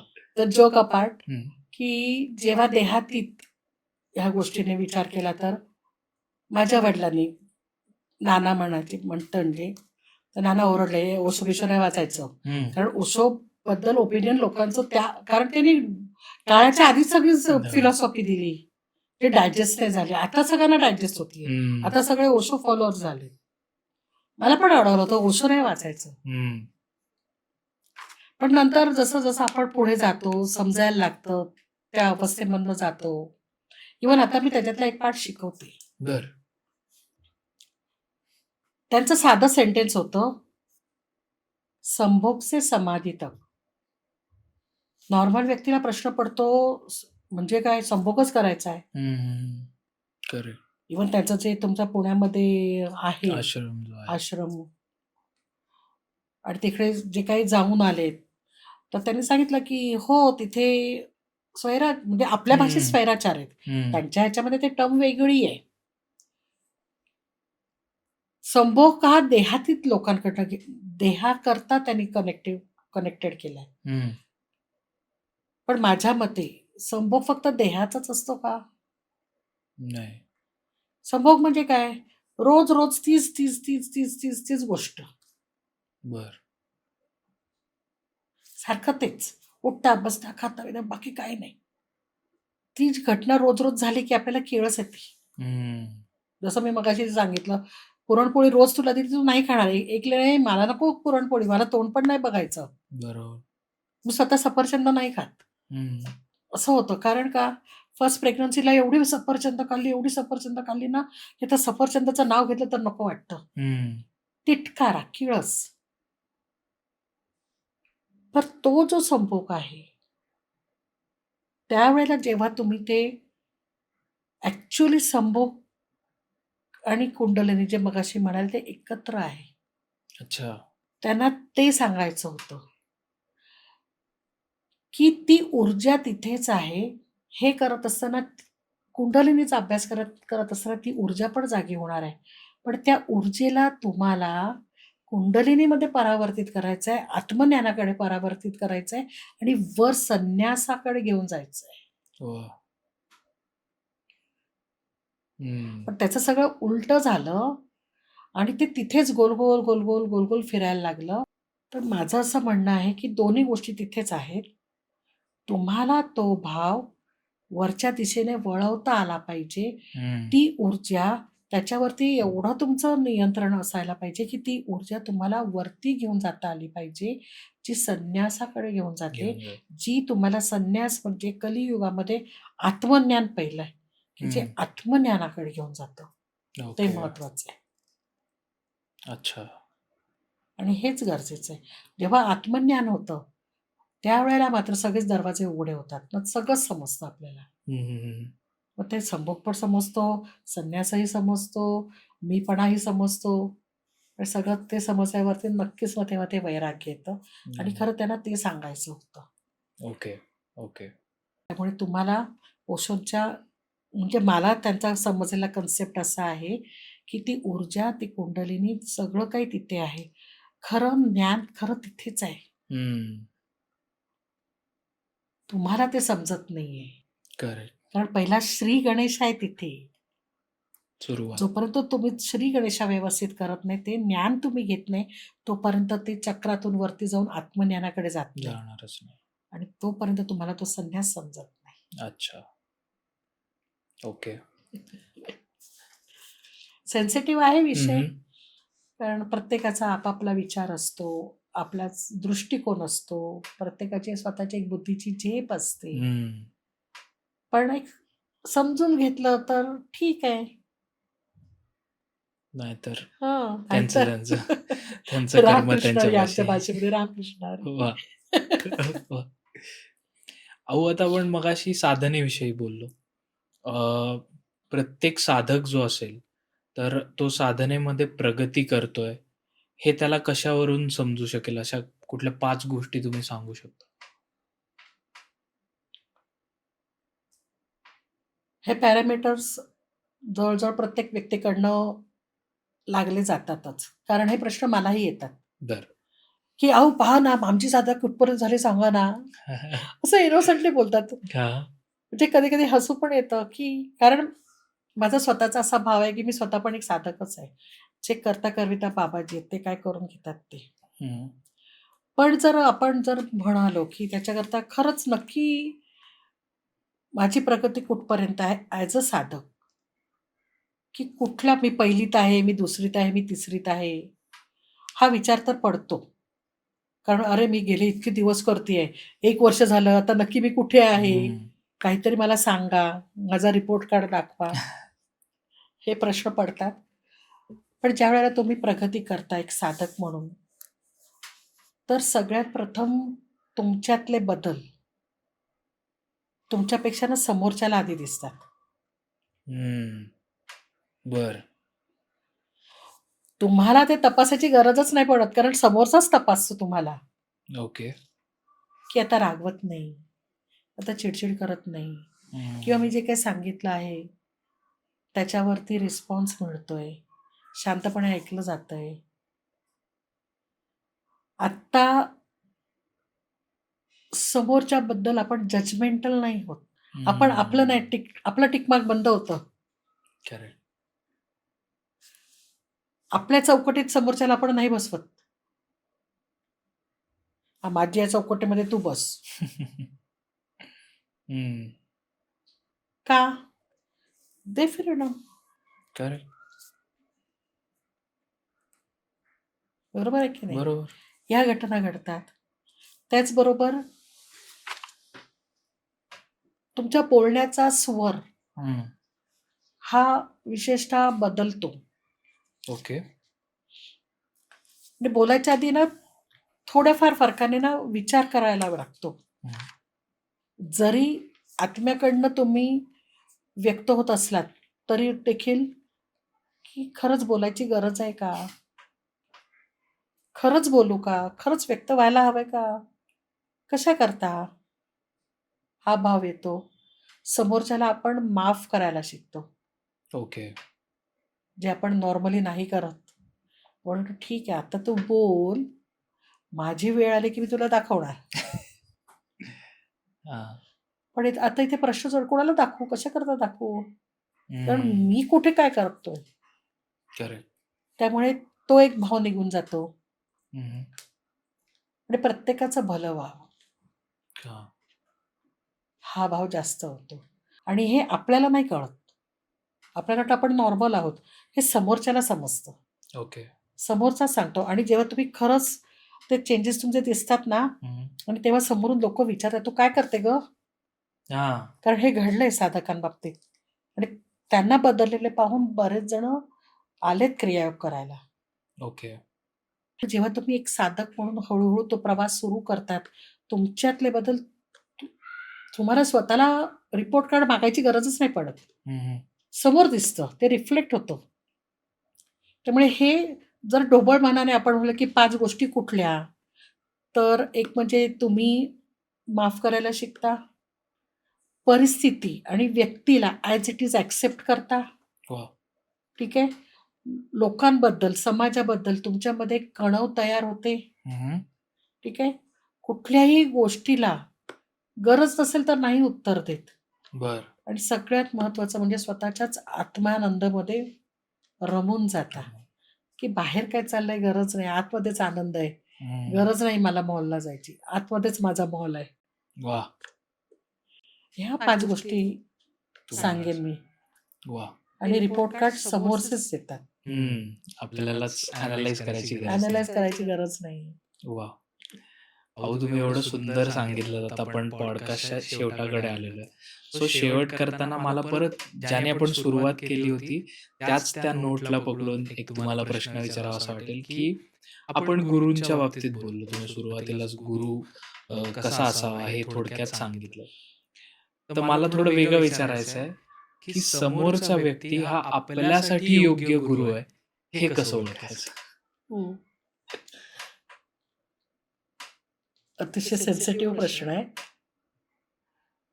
कारण का माहितीये, गुरूंच्या बाबतीत समज, गैरसमज, श्रद्धा, अंधश्रद्धा आत्ताच्या काळामध्ये खूप आहे. हम्म. कारण गुरु हा विषय आहे की नाही, हा प्रत्येकाच्या ना हृदयाचा आहे. खरंय. सुरुवातीला जाताना आपण एक देहातीत भाव ठेवून आपण पण देहानेच त्या व्यक्तीकडे जातो. कधी कधी कुठेतरी ते कोणीतरी सांगतो म्हणून किंवा आपलं खरंच ती वेळ आलेली असते म्हणून एखादी व्यक्ती भेटते. बर. पण तपासणं तेव्हा हृदयाकडनं असतं का? तर नाही, नाही. बुद्धीने असतं. आणि का बरं विश्वास ठेवा? पहिल्या भेटीमध्ये मी पण म्हणते, का का सोहमने विश्वास ठेवावा की हो आध्यात्मिक गुरु आहे म्हणून? का? असं काय आहे? प्रश्न विचारणार ना बुद्धी. बरोबर. ज्या हे बोलत आहेत हे खरंच आहे का? जर हे खरं आहे तर मला त्यांच्या संपर्कात राहावं लागेल. तर संपर्कामध्ये राहिल्यानंतर ती व्यक्ती खरंच तशी वागत आहे का? आणि जर ते असं असेल तर मन तयार, बुद्धी तयार नाही होत आणि मन त्याहून तयार नाही होत. करेक्ट. मग गुरु म्हणजे काय किंवा गुरुने नक्की कसं असावं?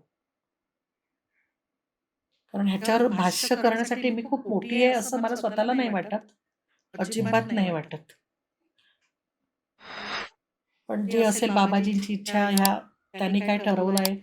कारण दरवेळेला मी सांगते त्याप्रमाणे पॉडकास्ट करून देणारे ते असतात. मी येते, तू सांग, तुम्हाला तुझी माझ्यावरती तुझं विशेष प्रेम तू बोलवतो मला. अगदी. कारण गुरु हा खूपच जिव्हाळ्याचा विषय आहे आणि आजच्या काळामध्ये गुरूंविषयी बऱ्याच ठिकाणी इव्हन माझ्याही बाबतीमध्ये घडलेलं, मी असं नाही म्हणत. हा, खूप हॅरॅसमेंट नाही झाली आहे, मानसिक त्रास झालेले आहेत मला. बरं. की एखाद्या वरती मी एक गुरु म्हणून विश्वास ठेवलाय आणि नंतर मला कळलं अरे की अरे या व्यक्तीने तर मला लुबाडलंय. अच्छा. आर्थिक लुबाड चला ठीक आहे, पण इकडनं जे होतं ना तिथे जास्त ठेच पोचते करेक्ट. त्या आत्म्याला. कारण आपण समर्पित झालेलो असतो आणि तिथे मग ती जेव्हा ती ठेच पोचते ना, की त्यावेळेला ना अतिशय एकच येतं की रडू येतं. म्हणजे काय खरं आणि काय खोटं, हा विषय खूपच नाजूक आहे. त्याच्यावर भाष्य करताना देखील पण माझ्या मते जे मला ज्ञान मिळालंय त्याप्रमाणे प्रत्येकाने प्रत्येक व्यक्तीने गुरु तपासून घ्यावा. ही काळाची गरज आहे. स्त्रियांनी तर आधी तपासल्यानंतर खरंच ज्ञान खरंच आहे का पोपटपंची. खरं ज्ञान असतं ते ओघवतं असतं. त्याच्याकरता तुम्हाला ज्ञानेश्वरी, गीता हे घेऊन बसावं नाही लागत. ते असं ओघवतं असतं. उठता बसता येता जाता गाडीवर बसमध्ये ट्रेनमध्ये कुठेही फोनवर कुठेही तुम्हाला ज्ञान मिळतं. बरोबर. जे खरे गुरु असतात त्यांना तुमच्याकडनं कसलीच अपेक्षा नसते. हम्म. त्यांचा फक्त हात असा असतो द्यायचा. द्यायचा. ते फक्त देत जातात. तुमची पात्रता किती आहे हे तर तपासा. पण ते कधीच म्हणत नाही किंवा ते त्याचं कधीच नाही मोल लावत खरंय. की हे मी दिलंय, ह्याचं हे मोल आहे, हे तुम्हाला दे. त्याचं मोल नाहीच होऊ शकत. कितीही तुम्ही करा ते अनमोल आहे. खरंय. आणि शिष्य पण खरंच शिष्य असेल तर त्यांनी जे शिकवलं ना तेच प्रकट होणार. किती म्हणा नाही नाही नाही असं नाही.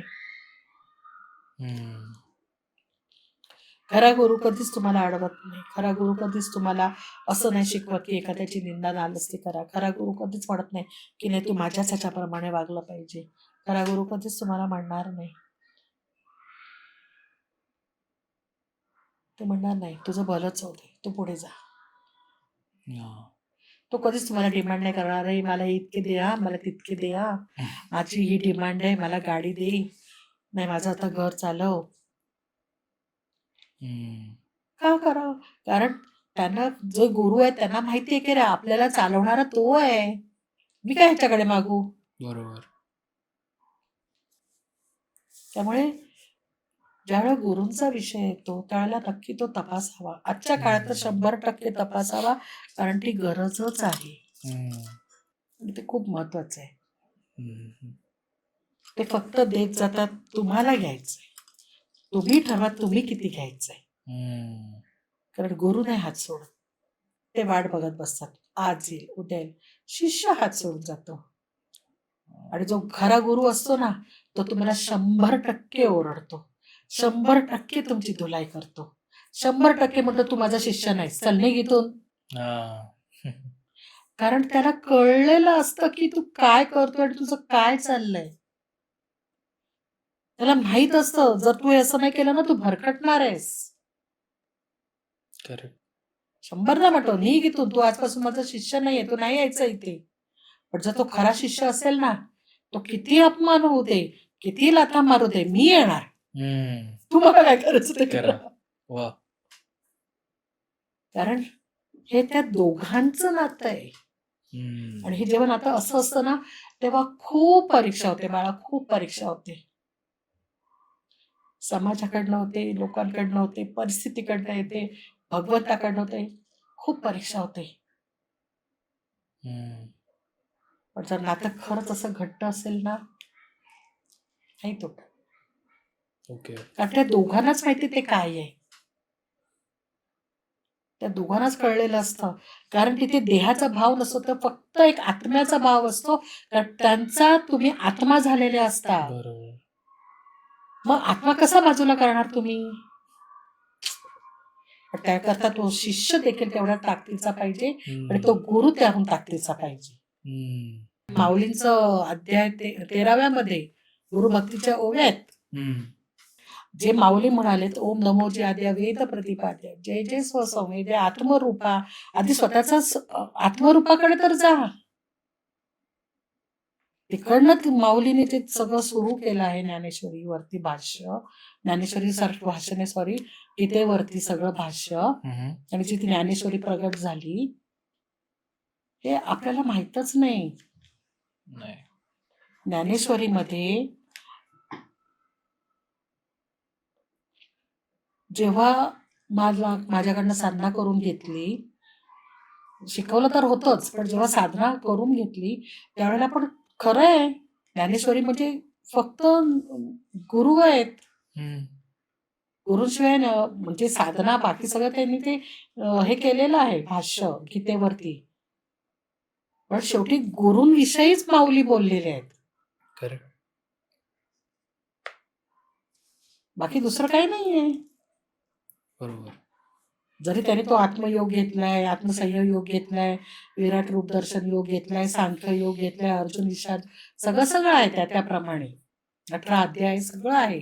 पण जर तुम्ही खरंच बघितलं पहिल्यापासून एंडपर्यंत प्रत्येक ठिकाणी माऊलींनी फक्त आणि फक्त त्यांच्या गुरूंमुळे मी करत आहे. गुरु आहे ते मला सांगत आहेत. गुरूंमुळेच हे माझ्याकडनं बोललं जात आहे. ते तिथे बसले आहेत म्हणूनच हे घडत आहे. आणि शेवटी हे मी त्यांनाच अर्पण करत आहे. हेच आहे. हेच आहे. हम्म. पण आपल्याकडे तेवढं एवढंसं पण नाही हो त्याच्यातलं. खरंय. आपण फक्त गुरूंची दुकानं बदलतो. एक साधक होते. म्हणजे त्यावेळेला मला कळत म्हणजे हसले होते मी. पण आता समजतं. हा एक आध्यात्मिक गांजा आहे. अच्छा. आज इकडनं. कारण ती एक नशा आहे ना. हम्म. आज इकडनं घेऊया, आज इकडनं घेऊया. हा मग हे काय म्हणतात बघूया. मग हे करून बघूया. किती दुकानं. गुलाबजामच आहे.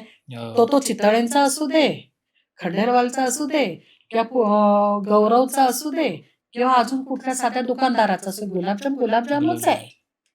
खरं. नाही पण तो त्याचा चांगला आहे. म्हणजे किती परत विषय वाचना. हा विषय वाचनाचा परत विषय झाला. अगदी बरोबर. पण मला पहिल्या गुरूंनी काय दिलं आहे, मी त्याचा खरंच किती अभ्यास केला आहे, त्याच्यानंतर माझ्यामध्ये किती फरक पडला आहे, खरंच मला ज्ञान प्राप्त झालं आहे का, हे तपासणं गरजेचं आहे.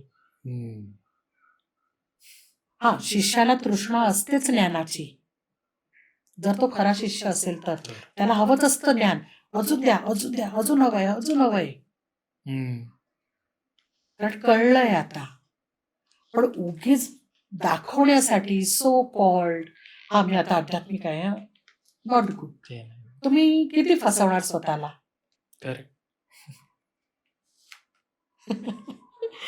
तर असं हे आहे. असं आहे एकंदर. येस. पण ह्याच्यावरती बऱ्याच जणांचे बरेच वेगवेगळी वेगळी मतं आहेत. त्यामुळे पण माझ्या लेखी तरी असं आहे. पण मला असं वाटतं अहो, की बऱ्याच लोकांना हा पॉडकास्ट खूप आवडला असणार आहे आणि आपण म्हणतोय मतं वेगवेगळी असतील, पण आय एम शुअर आपल्याला कमेंट्स ज्या येणार आहेत त्यामुळे मी तरी सहमत आहे तुमच्या मताशी. तसेच बरेच लोक सुद्धा सहमत असतीलच. पण तुम्ही जे आज मला वाटतं वन ऑफ द आजचा एक डीपेस्ट पॉडकास्ट झाला की त्याच्यामध्ये आपण विचारांची देवाणघेवाण केलेली आणि तुम्ही एवढं सुंदर पद्धतीने सांगितलं. सो मी प्रेक्षकांना सांगू इच्छितो की तुम्हाला कसा वाटला पॉडकास्ट आजचा प्लीज सांगा. आणि दिव्यदृष्टी फाउंडेशनचे डिटेल्स डिस्क्रिप्शनमध्ये दिलेले आहेत. जर तुम्हाला औंधकडून क्रियायोग शिकायचा असेल, औंधची शिबिरं असतात. सो पुण्यात एक असतं, ठाण्यात असतं आणि अजून थोडी तुम्ही माहिती द्याल प्लीज? हो चालेल. शिबिरं माझी ठाण्यामध्ये आणि पुण्यामध्ये आहेत. आता लेटेस्ट शिबिर 17 आणि 18 जानेवारीला ठाण्यामध्ये आहे. बरं. ठीक आहे. आणि 31 जानेवारी आणि 1 फेब्रुवारी पुण्यामध्ये आहे. बरं. आणि तुम्ही म्हणालास तसं त्याप्रमाणे सगळं डिस्क्रिप्शनमध्ये फोन नंबर आहेत. त्या व्यक्तींची नावं आणि फोन नंबर म्हणजे फोन नंबर फाउंडेशनचेच आहेत. तर तिथे फोन करा, त्यांच्याशी डिटेल बोलून घ्या आणि ते तुम्हाला सगळं सांगतील. पण साधं सोपं गणित आहे. नक्की शिकायला या, समजून घ्या की काय हे श्वासांचं गणित आहे. ठाणा मुंबईमध्ये जे असतील तर 17-18 जानेवारीला नक्की जॉईन करा. किंवा आता रिलीज कधी होणार आहे मला माहित नाही. जर त्यावेळेला रिलीज होईल त्यावेळेला जर शेवटची तारीख असेल मंथ एंडची तर 31 जानेवारी आणि 1 फेब्रुवारी यावेळेला पुण्यामध्ये आहे. तर नक्की या, जॉईन करा, स्वतःची प्रगती करून घ्या, आत्मज्ञानाकडे सुरुवात करा. अजून काय सांगेन. वा वा. तर कसा वाटला आजचा पॉडकास्ट प्लीज सांगा आणि कमेंट्स आम्हाला करून सांगा. पुढचा पार्ट तुम्हाला कुठल्या विषयावर औंधकडून ऐकायला आवडेल, कारण की आऊ जे बोलतात हे उत्स्फूर्त आहे. जो प्रश्न आम्ही तयार केलेले असतात पण औंधने तसं प्रिपरेशन केलं नसतं. त्यांना ज्या पद्धतीने ते बाबाजींकडून येईल त्या पद्धतीने त्या सांगतात. त्यामुळे आय होप तुम्हाला आजचा पॉडकास्ट आवडला असेल. आणि आऊ तुम्ही ठाण्यावरून इथे आलात पॉडकास्टसाठी, त्याबद्दल तुमचे खूप खूप आभार. नाही बाळा, आभार नाही. तुझी धावपळ माहिती आहे आणि माझ्या एकटी करता तू तिथे येणं हे मला स्वतःला इथे बरोबर नाही वाटत आहे. तर ठीक आहे, आता आपण इथे घेतला, पुढचा आपण ठाण्याला घेऊ. ठाण्यामध्ये घेऊ. कसं जमेल तसं. नक्की. मगाशी म्हणाले तसं देव ठेविले तैसीची राहावे. वाह! वाह! थँक यू सो मच अहो. आणि आपलं जसं स्वीट टॉक्सचं रिच्युअल आहे, की पॉडकास्ट आपण एंड करताना फीस्ट बमने पॉडकास्ट एंड करतो. हां. आणि आपण प्रत्येक पॉडकास्टला श्रीहरी म्हणतो. हो. त्यामुळे आजचा आपण पॉडकास्ट एंड करूयात. श्रीहरी. श्रीहरी. धन्यवाद. धन्यवाद.